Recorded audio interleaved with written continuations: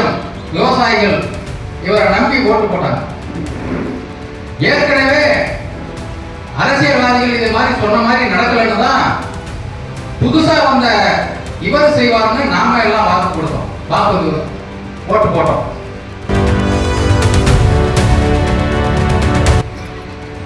அவர் இந்த தேர்தல் வாக்குறுதி கொடுத்ததுக்கும் இப்ப அரசாணை பெற்றதுக்கும் கொஞ்சம் கூட சம்பந்தம் இல்லை. இது விவசாயிகளுக்கு பெருத்த ஏமாற்றம். நீங்க உண்மையா விவசாயிகளுக்கு தேர்தல் வாக்குறுதி கொடுத்தபடி கடனை முழுமையா தள்ளுபடி செய்யலன்னு சொன்னா நாங்க யாரும் விவசாயிகள் பெற்ற கடனை நாங்கள் கட்டுவதாக இல்லை. நீங்க எந்த சட்டத்தில் வேணாலும் நீங்க போட்டுங்க, எப்படி வேணாலும் நீங்க வழக்கு போட்டுங்க, நாங்கள் பெற்ற கடனை தள்ளுபடி செய்வத வரை எங்களுடைய கடனை கட்ட மாட்டோம். பெருத்த ஏமாற்றம் அடைய செய்கிறது.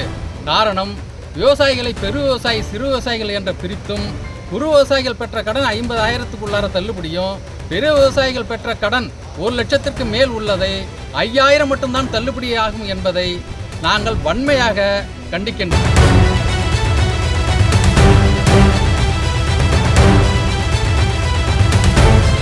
வணக்கம். விஜயோட கத்தி படத்தில் விவசாயிகளுக்கு ஆதரவாக விவசாயிகள் எவ்வளோ தூரம் சிரமப்படுறாங்க, எவ்வளோ தூரம் கஷ்டப்படுறாங்க அப்படிங்கிறத அப்படியே ரொம்ப அழகாக சொல்லியிருப்பார் விஜய். விஜய் பேசின வசனங்கள் எல்லாமே விவசாயிகளுக்கு துணை நிற்கிற மாதிரி இருக்கும். விஜய் நடித்த இது வரைக்கும் இந்த 69 படங்கள்லையுமே ஒவ்வொரு கேரக்டர் இருக்கும். எல்லாமே சமூக பிரச்சனைகளை மையப்படுத்தி அது ரொம்ப முக்கியமானது அப்படின்னா கத்தி படம் விவசாயிகளுக்கு ஆதரவாக எவ்வளோ தூரம் சப்போர்ட்டிவாக நான் இருக்கேன் அப்படிங்கிறத சொல்லியிருப்பார். அதை தான் மையப்படுத்தி தேர்தலுக்கு முன்னாடி நான் முதலமைச்சர் ஆனால் விவசாய கடன் முழுமையாக தள்ளுபடி செய்யப்படும், பாரபட்சம் இல்லாமல் தள்ளுபடி செய்யப்படும் அப்படின்னு தேர்தல் வாக்குறுதியாக விஜய் கொடுத்திருந்தார்.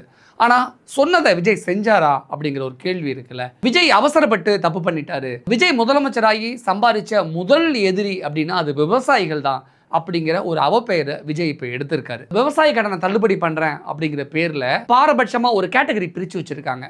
நீங்கள் 1 லட்ச ரூபாய் லோன் எடுத்திருக்கீங்க, பயிர் கடன் எடுத்திருக்கீங்க, விவசாய கடன் வாங்கியிருக்கீங்க அப்படின்னா உங்களுக்கு 5,000 ரூபாய் தள்ளுபடி செய்யப்படும், மிச்சம் 95,000 ரூபாய் நீங்கள் கட்டணும். நல்லா யோசிச்சு பாருங்கள். ஒரு விவசாயிக்கு 95,000 ரூபாய் கட்ட தெரிஞ்ச ஒரு விவசாயிக்கு கூடுதலாக ஒரு 5,000 ரூபாய் கட்ட தெரியாது. யோசிச்சு பாருங்கள். இதுதான் தள்ளுபடி அப்படின்னு ஒரு கேட்டகரி பிரித்து விஜய் இதுதான் விவசாய கடன் தள்ளுபடி அப்படின்னு அறிவிச்சிருக்காரு. விஜய் கொஞ்சம் யோசிச்சு கொஞ்சம் லேட்டாக கூட இந்த ப்ராசஸை சரியாக பண்ணியிருக்கலாம் அப்படிங்கிற ஒரு கருத்து முன்வைக்கப்படுது. இதனால் என்ன ஆச்சு அப்படின்னு நீங்கள் கேட்டிங்கன்னா, அரியலூர் மாவட்ட விவசாயிகள் கண்ணில் கருப்பு துணி கட்டி விஜய்க்கு எதிராக சும்மா பயங்கரமாக விஜய் எங்களை ஏமாற்றிட்டாரு, முதலமைச்சர் விஜய் சார் உங்களுக்கு இதுக்காக நாங்கள் ஓட்டு போட்டோம் அப்படின்னு விவசாயிகள் கண்ணில் கருப்பு துணி கட்டிட்டு ரொம்ப பரிதாபமாக பேசக்கூடிய காட்சிகளை பார்க்கும் பொழுது மனசையே ஒரு மாதிரி பண்ணுது. நீங்களும் பாருங்கள். நேற்றைக்கு தமிழக அரசானது விவசாயிகள் பெற்ற பயிர் கடனுக்கு ஒரு தள்ளுபடி அறிவிப்பை செய்திருக்கிறது. அதாவது தேர்தல் வாக்குறுதியில் இன்றைக்கு தமிழக அரசுக்கு என்னுடைய முதலமைச்சராக பொறுப்பேற்று கொண்டிருக்கின்ற விஜய் அவர்கள் 5 ஏக்கருக்குள்ளான பெற்ற விவசாய கடனை முழுமையாக தள்ளுபடி செய்வதாகவும் 5 ஏக்கருக்கு மேல் உள்ள பெற்ற விவசாயிகள் கடனுக்கு 50% தள்ளுபடி செய்வதாகவும் தேர்தல் வாக்குறுதியில் அறிவித்திருந்தார்கள். அதற்கு மாறாக இவர் நேற்றைய அறிவிப்பு விவசாயிகளை பெருத்த ஏமாற்றம் அடைய செய்கிறது.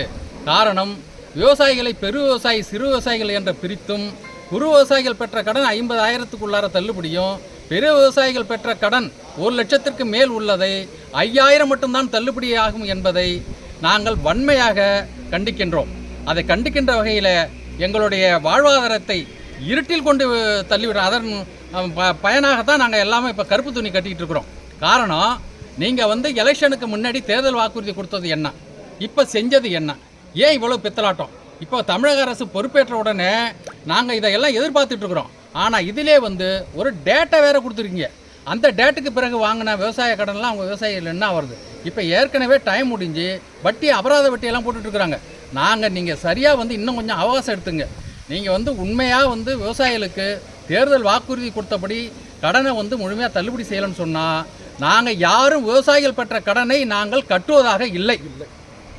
நீங்கள் எந்த சட்டத்தில் வேணாலும் நீங்கள் போட்டுங்க, எப்படி வேணாலும் நீங்கள் வழக்கு போட்டுங்க, நாங்கள் பெற்ற கடனை தள்ளுபடி செய்வத வரை எங்களுடைய கடனை கட்ட மாட்டோம். மேலும் தமிழகம் தழுவிய போராட்டம் கடுமையாக இருக்கும். அதனால் உடனடியாக காலம் தாழ்த்தாமல் உங்களுடைய அரசுக்கு கெட்ட பேர் ஏற்படாமல் சீக்கிரமாக இந்த விஷயத்தில் நீங்கள் முடிவெடுத்து நீங்கள் கொடுத்த வாக்குறுதியை நிறைவேற்றணும். நாங்கள் புதுசாலாம் எதுவும் கேட்கல, நீங்கள் கொடுத்த வாக்குறுதியை நிறைவேற்றணும். இல்லாட்டி போனால் உங்களுடைய வாக்குறுதி எல்லாமே பொய்யானதாக கருதி இந்த உங்களுடைய ஆட்சிக்கு தொடர்ந்து ஒரு கெட்ட பேரும் நீங்கள் போராட்டத்தை தான் சந்திக்க நேரிடும். அந்த விளைவை எங்களுக்கு ஏற்படுத்துங்கள் என்பதை அரியலூர் மாவட்டத்தினுடைய தமிழக விவசாயிகள் சங்க சார்பாகவும் ஒட்டுமொத்த விவசாயிகள் சார்பாகவும் நாங்கள் இன்றைக்கு நடக்கின்ற இந்த கோட்டாட்சியர் கூட்டத்திலே தெரிவித்துக் கொள்கிறோம். வி. விஸ்வநாதன், தமிழக விவசாயிகள் சங்க மாவட்ட செயலாளர். அது மட்டும் கிடையாது, அரியலூர் மாவட்டத்தில் வருவாய் கோட்டாட்சியர் அந்த மீட்டிங் நடக்குது, விவசாயிகள் குறைதீர்ப்பு முகாம் அந்த கூட்டம் நடக்குது. உள்ளே வந்த கிட்டத்தட்ட ஒரு 50 விவசாயிகள், ஒரு 50லேருந்து 100 விவசாயிகள் உள்ளே வந்திருப்பாங்க. உள்ளே வந்த உடனேயே விஜய்க்கு எதிர்ப்பு தெரிவிக்கிற வகையில் அந்த விவசாய கடனில் பாரபட்சம் இருக்குது அப்படிங்கிறத சுட்டி காட்டுற வகையில் உள்ளே வந்து கோட்டாட்சியர் அந்த மீட்டிங்கில் உட்காந்த உடனே கண்ணில் கருப்பு துணி எடுத்து கட்டி தங்களுடைய எதிர்ப்புகளை பயங்கரமாக தெரிவிக்கிறாங்க. விஜய் இப்படி பண்ணலாமா, விஜய் சார் நீங்கள் இப்படி செய்யலாமா அப்படின்னு ரொம்ப பரிதாபமாக அவங்க பேசின காட்சிகள், அந்த கோட்டாட்சியர் அந்த மீட்டிங்கில் பேசின விஷயங்களாக இருக்கட்டும், வெளியில் செய்தியாளர் சந்திப்பில் பேசின விஷயங்களாக இருக்கட்டும், இன்னும் சில விவசாயிகள் பேசக்கூடிய விஷயங்கள் எல்லாமே ரொம்ப பார்ப்பதற்கு பரிதாபமாக இருக்குது.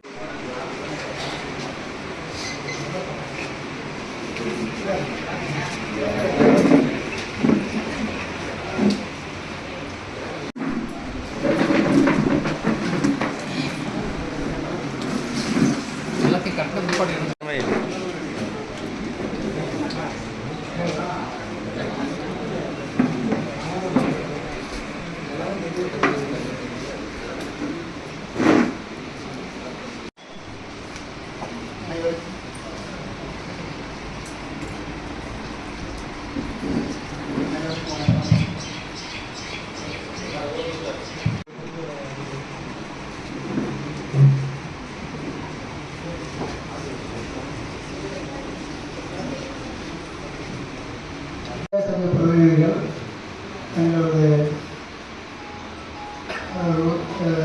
விவசாய சார்ந்த பிரதிநிதிகள் தொடர்பாக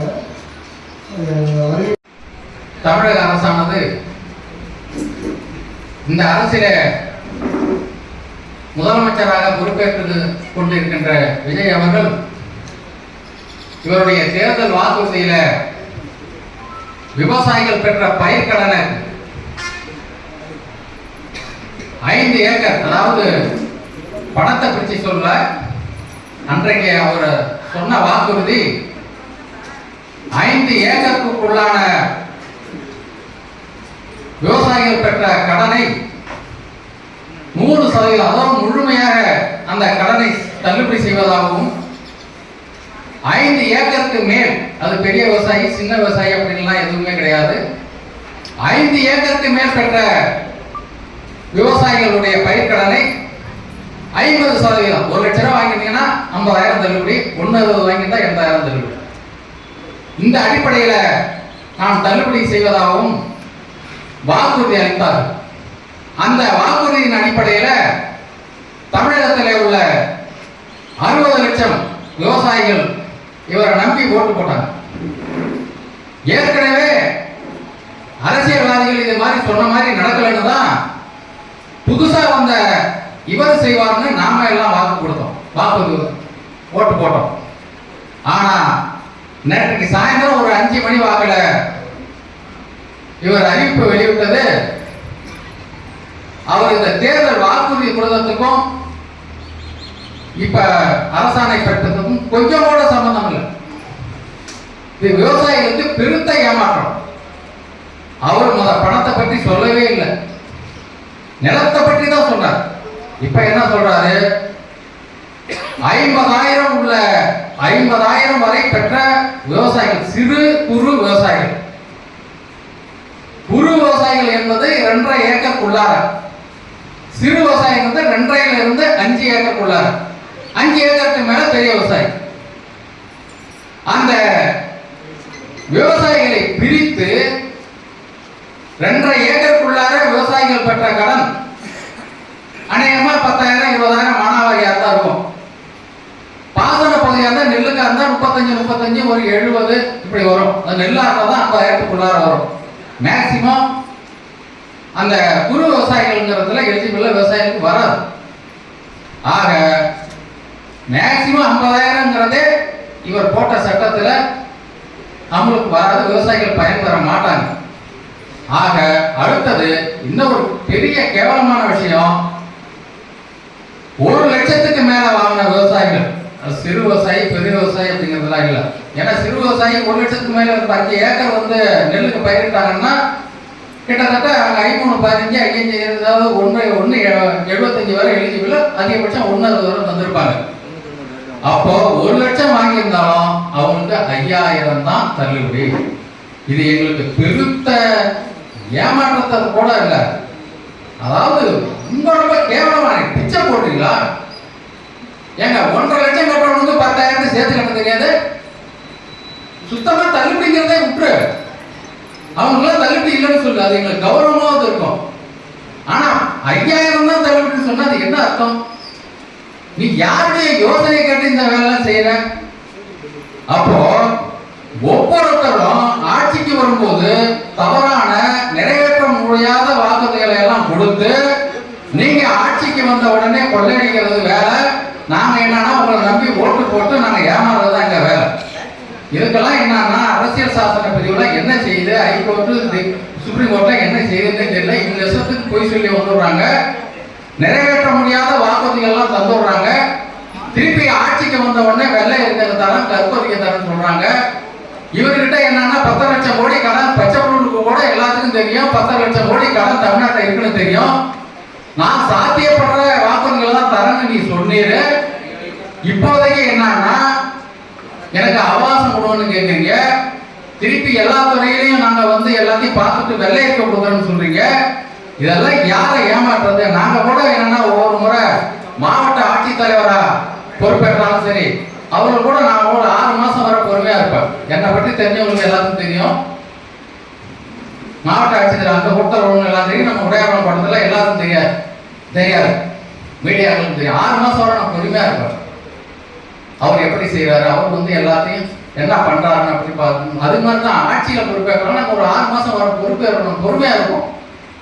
காரணம் என்ன செய்யறாங்க? ஆனா இன்னைக்கு வந்து ஒரு 15-20 நாளைக்குள்ளாரே டெய்லி பார்த்தா இவங்க சொன்ன கொள்கை எல்லாமே தலையில போயிட்டு இருக்குது. அதனால சொன்ன வாக்குறுதி இதே மாதிரி போயிட்டு இருக்கு. அப்படி எதுவுமே செய்ய போறதில்லைன்னு தெரியுது. எங்களுக்காக கொடுத்த நீ வருஷத்துக்கு 15,000 எங்களுக்கு மத்திய அரசு கொடுக்குற மாதிரி கொடுக்குறேன்னு சொல்ல சும்மா, இலவச பஸ் போட்டதெல்லாம் சும்மா, எல்லாமே 2,500 இது எல்லாமே நீங்க எதுவுமே செய்ய மாட்டேங்கிறது நல்லா தெரியுது. இந்த ஒரு காரணத்தை வச்சு பார்க்கும்போது இந்த அரசு விவசாயிகளை மிகவும் வஞ்சிக்கிறது, விவசாயிகளை ஏமாற்றுகிறது. இது விவசாயிகளை மிகவும், அதாவது பிச்சைக்கார மாதிரி நம்மள ஒரு இதை கொண்டு வந்து விட்டுறோம். 5,000 மட்டும் தள்ளுபடிங்கிறது எங்களை மனசை மிகவும் புண்படுத்துகிறது. அதனால இவருடைய அறிவிப்பை கண்டிக்கின்ற வகையில இந்த அறிவிப்பை நாங்கள் ஏற்றுக்கொள்ள மாட்டோம். நீங்க என்ன வேணா கொஞ்சம் கால அவகாசம் எடுத்துங்க. இன்றைக்கு ஆட்சியில இருந்தவங்க கூட்ட அதிகாரி கூப்பிட்டு போட்டு அந்த கையெழுத்துன்னு சொன்னாங்க. ஆனா எனக்கு என்ன தோணுதுன்னு சொன்னா, நீங்க நிதித்துறை பைனான்ஸ் செக்ரட்டரியை கூப்பிட்டுருப்பீங்க, என்ன எல்லாத்துலயும் எதுவும் சொல்ல போறான். அப்ப அவங்க பேச்சை கேட்டுக்கிட்டு நீங்க கொடுத்த வாக்குறுதி எல்லாம் செய்யணும்னா உங்களை எப்படி, அப்புறம் முந்தைய அரசுக்கு ஏற்பட்ட நிலம் தான் உனக்கு ஏற்படும். அதாவது நீங்க இப்ப எப்படி பண்ணா இன்னும் 5 வருஷம் எப்படி ஓட்டுவீங்க? அப்போ இதையெல்லாம் கண்டிக்கிற வகையில நாங்கள் இந்த கூட்டத்திலிருந்து வெளிநடப்பு செய்து மாவட்ட, அதாவது கோட்டாட்சியர்களிடத்தில் அவர்கள் வழி மூலமாக நாங்கள் ஒரு மனுவை கொடுத்திருக்கிறோம். அந்த மனுவை நீங்கள் அரசாங்கத்தினுடைய கவனத்திற்கு, அரசாங்கத்துக்கு அனுப்புமாறு இந்த நேரத்திலே கேட்டுக்கொண்டு நாங்கள் எல்லாம் ஒரு ஆர்ப்பாட்டத்தை முடித்துவிட்டு இந்த கூட்டத்திலே கலந்து கொள்கிறோம். எங்களுடைய எதிர்ப்பை தெரிவிக்கின்ற வகையில நாங்கள் இந்த ஆர்ப்பாட்டத்தை ஒரு 5 நிமிடம் நடத்தி இந்த மனுவை உங்களிடத்திலே கொடுத்துவிட்டு இந்த கூட்டத்திலே கலந்து கொள்கிறோம் என்பதை தெரிவித்துக் கொண்டு, வருத்தத்தோடு தெரிவித்துக் கொண்டு இந்த கூட்டத்தை தற்காலிகமாக ஒரு 1/2 மணி நேரம் புறக்கணிக்கிறோம். கோரிக்கைகளை சொல்வதற்கு அழைக்கப்படுகிறார்கள். முதன்முறையாக திரு வி. விஸ்வநாத் நான் வெளியே போயிடும். எப்பா நான் சொல்றத பின்னாடியே சொல்லாங்க, பின்னாடியே சொல்லுங்க. சொல்கிறத அப்படியே சொல்லுங்க. யார் போட முடியுமா?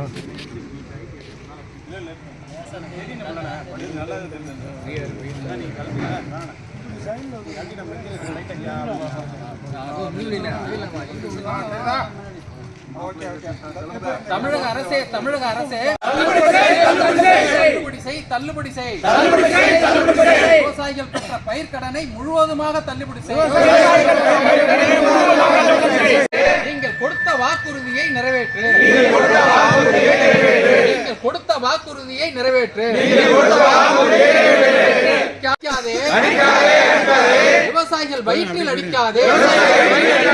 விவசாயிகள் வயிற்றில் அடிக்காதே.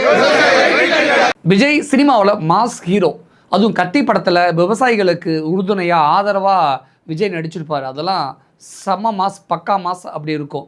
ஆனால் விஜய் சிஎம்மா முதலமைச்சராக ஆன பிறகு விஜயோட செயல்பாடு, விஜய் எடுக்கக்கூடிய ஒவ்வொரு நடவடிக்கையுமே சினிமாவில் பேசின அந்த வசனத்துக்கும் சினிமாவில் நடித்து காமிச்ச அந்த ஹீரோசம் காட்டின விஜய்க்கும் சிஎம்மாக இருக்கக்கூடிய விஜய்க்கும் கிட்டத்தட்ட மலைக்கும் மடுவுக்குமான வித்தியாசம். அவ்வளோ தூரம், அவ்வளோ ஒரு பெரிய ஏற்றத்தாழ்வு, அவ்வளோ பெரிய ஒரு இடைவேளை தெரியுது. அது கூடாது. கிட்டத்தட்ட ஒரு 30 வருஷத்துக்கு மேலே ஹீரோவாக நடிச்சுட்டு எல்லா விதமான கதாபாத்திரத்துலையும், அதாவது நம்ம குடும்பத்தில் ஒரு 5 பேர் 10 பேர் இருக்காங்க அப்படின்னா ஒவ்வொருத்தருக்கும் ஒவ்வொரு விதமான கஷ்டம் இருக்கும். அவர் விஜய் நடித்த ஒவ்வொரு கேரக்டருமே ஏதோ ஒரு வகையில் நமக்கு நடந்தது மாதிரி, நம்ம குடும்பத்தில் நடந்தது மாதிரி, நம்மளை சுற்றி ஒரு விஷயம் நடந்தது மாதிரி தான் விஜய் நடிச்சிருப்பார். அப்படி தான் நம்ம மனசில் இடம் பிடிச்சி, அப்படி தான் நம்மக்கிட்டேருந்து விஜய் ஓட்டுகளை வாங்கி அப்படி தான் ஜெயிச்சிருக்காரு. விஜய் ஜெயித்ததுக்கப்புறம் அந்த ஹீரோயிசம் அந்த சிஎம் போஸ்ட்டில் இருந்துக்கிட்டு காட்டணும். சிஎம் ஆனதுக்கப்புறம் விவசாயிகளை கைவிட்டது மிகப்பெரிய ஒரு கவலையாக, ஒரு கஷ்டமாக இருக்குது. இந்த விவசாய கடன் தள்ளுபடி விஷயத்தில் மறுபரிசீலனை செய்து மறுபடியும் விவசாயிகளுக்கு மேற்கொண்டு ஏதாவது தள்ளுபடி செஞ்சால் கண்டிப்பாக விவசாயிகளுக்கு மிகப்பெரிய ஒரு விடிவு காலம் இருக்கும். விஜய் சார் பொறுத்திருந்து இதை இன்னும் கொஞ்சம் ஆலோசித்து பட்ஜெட்டுக்கு அப்புறம் கூட இந்த விவசாய பயிர்க்கடனை தள்ளுபடி செஞ்சுருக்கலாம். ஏன் அவசரப்பட்டு இப்படி ஒரு விஷயத்தை பண்ணார்? விஜய் கூட இருக்கிறவங்க யாருமே சரியான நபர்கள் இல்லையா? விஜய்க்கு ஆலோசனை செய்யக்கூடியவங்களாம் ரெக்கமெண்டேஷனில் வேலைக்கு வந்தவங்களா? அப்படிங்கிற நிறைய கேள்விகள் இருக்குது. விஜய் இந்த விவசாயிகள் விஷயத்தை மறுபரிசீலனை செய்ய வேண்டும் அப்படின்னு இந்தியா தமிழ் சார்பாக கோரிக்கை வைக்கிறோம். நன்றி.